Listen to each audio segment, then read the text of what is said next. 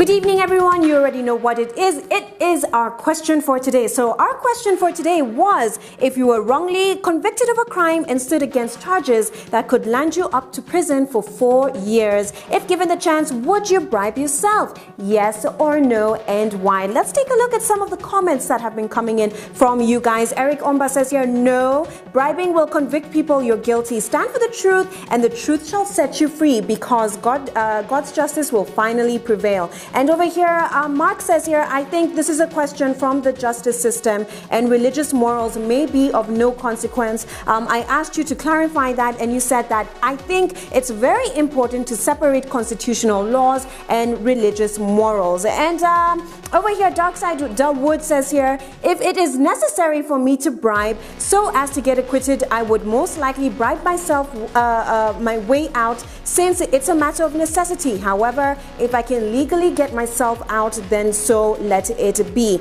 And last comment over here from Davis Wamboa, who says, our judicial system history has been corrupt. If need be, I'd rather gain my freedom rather than stake it in the mercy of prosecution. Thank you all for your comments and views. Remember that you can engage with us on our question for today. All you have to do is just look at our question at our Politically Correct Kenya page or my page, Maya Hayakawa.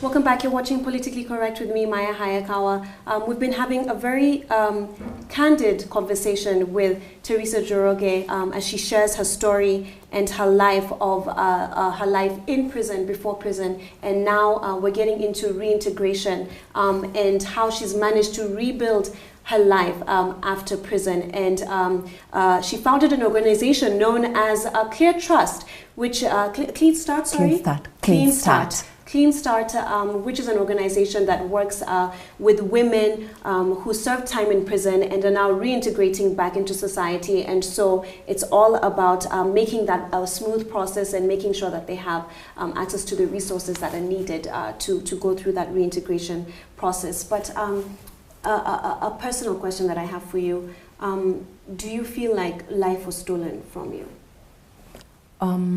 Yes and no. You try to patch up the time where you were terminated from work so abruptly and going through the court process and imprisonment, and now you're out. So in between, you wonder, how am I going to patch up this time that has gone?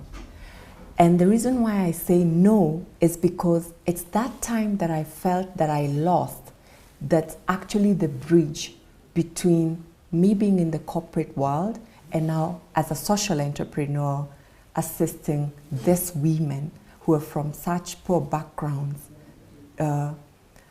get clean starts, in their lives. Because had I not gone through that journey, I wouldn't truly understand what it is like. So yes and no, And as I say, yes, because for about 6 years, in and out of court, it's not productive at all. You're really not building yourself.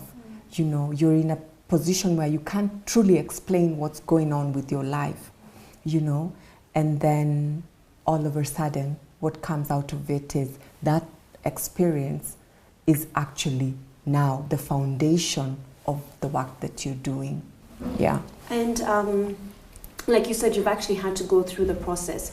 And so when you finally finished serving your time and now it was time to go home, what next? What happened? What was it like?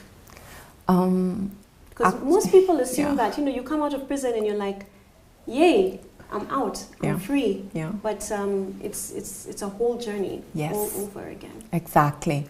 So you leave prison and you feel like you've come into another new country because you can't quite relate where you were and now being out. And it actually starts dawning on you because of the way you're being treated, the labels, the stigmatization.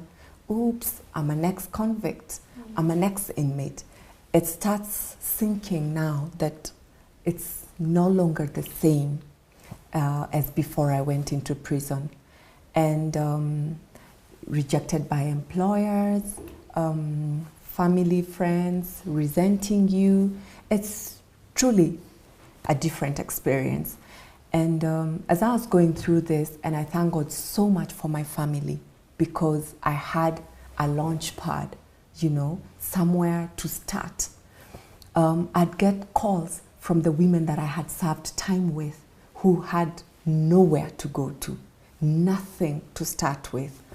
And it's going through that entire journey that made me resonate with what they were going through, because I couldn't find someone who could employ me.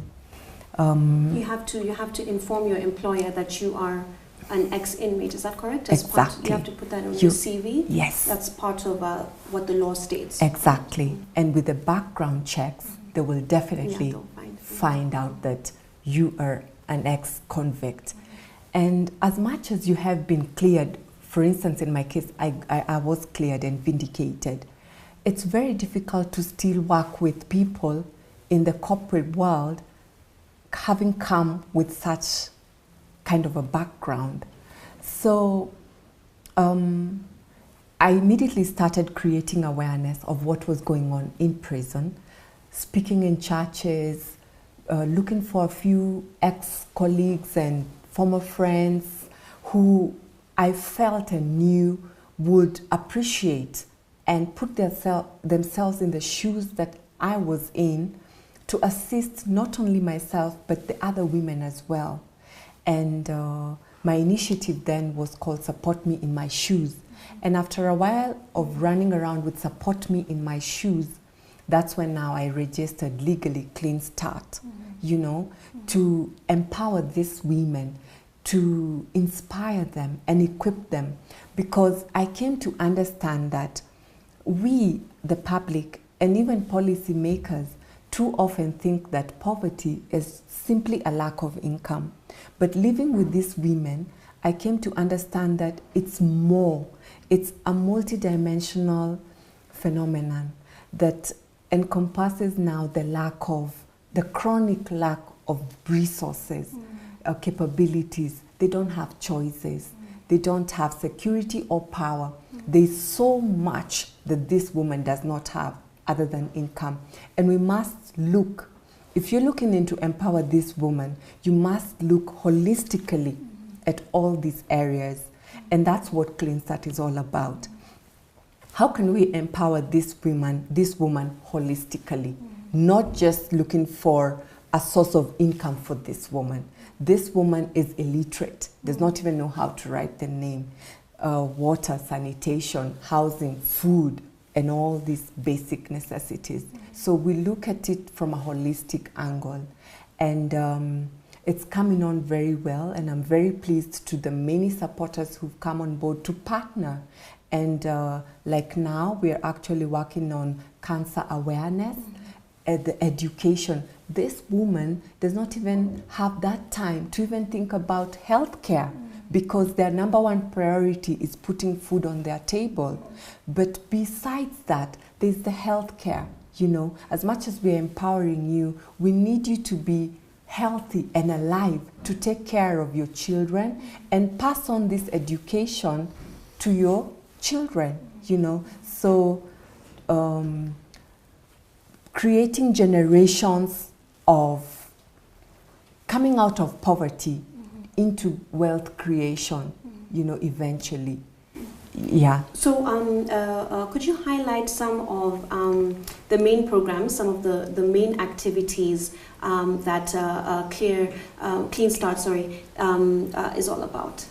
We initially actually came up with a concept of having these women get employed as cleaners, or just basic work that they could do, get a salary, and then from that salary have some savings, and then onto their small micro business that they're passionate about. But it didn't seem to go onto very well because of the stigma that comes with being an ex-convict working for me as a cleaner, or I mean, it's still there in our community. So we paused that for a bit and focused more on entrepreneurship. So under entrepreneurship, we take them through the entrepreneurship classes and focus on how can we get capital for this woman to eventually now start their own small micro business. We also have the Precious Diva program, where we want to let this woman know you're precious. As much as you've come from this background, you're a diva and you're precious, because it's all about the mind, how you perceive things, from what perspective are you looking at things from, you know. So the Precious Diva program actually inspires this woman to look at themselves as someone who's precious, who is entitled to access to all these basic needs, and stop looking at it from a deprivated angle, you know. Yeah, so we have that. We have the health education aspect of it, you know, and of course we bring in the spiritual bit of it, where we partner a lot with churches, because it's the responsibility of the church, especially when it comes to aftercare, to hold the hands of these women or even men when they leave prison, belonging to a particular church. And we find that it's very difficult and it reduces the number of recidivism when a person is welcomed by their church. So we also bring in the spiritual angle of it, because when someone is living for a bigger purpose, you know, I know that they are accountable to God for the life that they have been given as a blessing, then at that point, you know, they want to give more, you know, and know that I'm accountable for my life. I've been blessed with this life to do more, not just find a way of putting food on my table. There's so much more that I'm entitled to. Yeah, so we bring in quite a blend on the table for the women. And for the viewers that are watching right now and are feeling inspired and saying, I want to be part of this movement, I want to make a difference, I want to do something, what can they do? Awesome. That will be so nice. They can volunteer in very many ways. There are hundreds of people who are behind bars who never get visited. And if you would sincerely want to bring hope to this person, just a word of encouragement, you are more than welcome to come with us to visit these people. Come with a bar of soap, come with some tissue paper, come with some toothpaste. Just the basic toiletries that will enable this person feel I'm cared about, and I long to go back out into society because people still care for me. And besides volunteering to visit the inmates and bringing along some basic necessities for them, for the women who have already left prison, they also need you to come and inspire them, hold their hand, and say, I'm willing to help you start your small kiosk for vegetables, you know, second-hand clothes. There's some who can make soap, you know. There's some who do makeup very well, hairdressers, and say, yes, I have a hair dryer that I can help you with. I have some rollers that I can assist you with. I have a sewing machine, some material that I can assist you with to start your sewing small micro initiative that you have.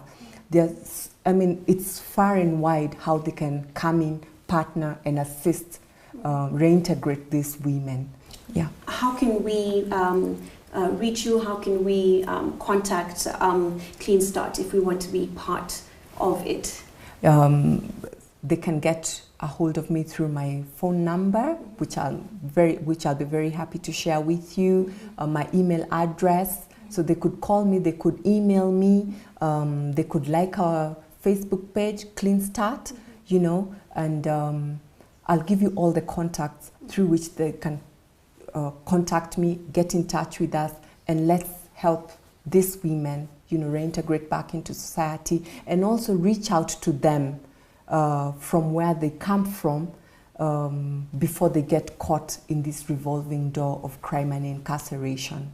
All right, thank you for that. And for my final question, I'd like to know, it's actually more like two questions. Okay. But the first one being, what was your greatest lesson, your most valuable, greatest lesson that you've learned throughout this whole journey from the very beginning all the way until here today where you're sitting here with me? And finally, your last comments and thoughts that you would like our audience to go home with. My greatest lesson is to stand for what is true and what is right. At the end of the day, it will all come out to light. So let's stand with integrity. Let's be role models in our different areas that we've been called to serve our great nation, Kenya. Do what is right, stand with the truth, because even if you've been falsely accused, it will still at the end of the day come out. When it comes to the criminal justice system, do not be partisan of bribing, and then start complaining there is corruption. If you do not bribe, corruption will not happen. Go through the system. Wherever it is, be a role model. Let's be people of integrity. Let's be people of accountability, and that's how we're going to grow, So that's my greatest lesson, and I'd want to even reach out to other people who are in the government as role models. Stand for the truth. Do what is right, You're the person who is representing hundreds of thousands of others out there in society. So be that role model for these people. Yeah, and I believe that's how our country, Kenya, will grow in the different areas, that we need to. Yeah. Thank you so much, Teresa, for joining me on this show. And again, thank you for sharing your story and being so honest and open with me. And I'd just like to commend you for all the lovely work that you've been doing at Clean Start. And I'd also like to wish you all the best going forward as well. Thank you. So much. Thank you so very much as well, Maya. I appreciate it. Today's show is all about triumph. It's about strength. It's all about resiliency. Hopefully today you are inspired by Teresa's story. Thank you so much for joining me tonight. Remember to like our Facebook page, Politically Correct Kenya, and of course Twitter too, @PCorrectKE. If you'd like to share your story, please feel free to reach out to me. You never know. Also subscribe to our YouTube page for previously aired episodes. Thank you so much for joining me tonight, and I will see you next time. Good night.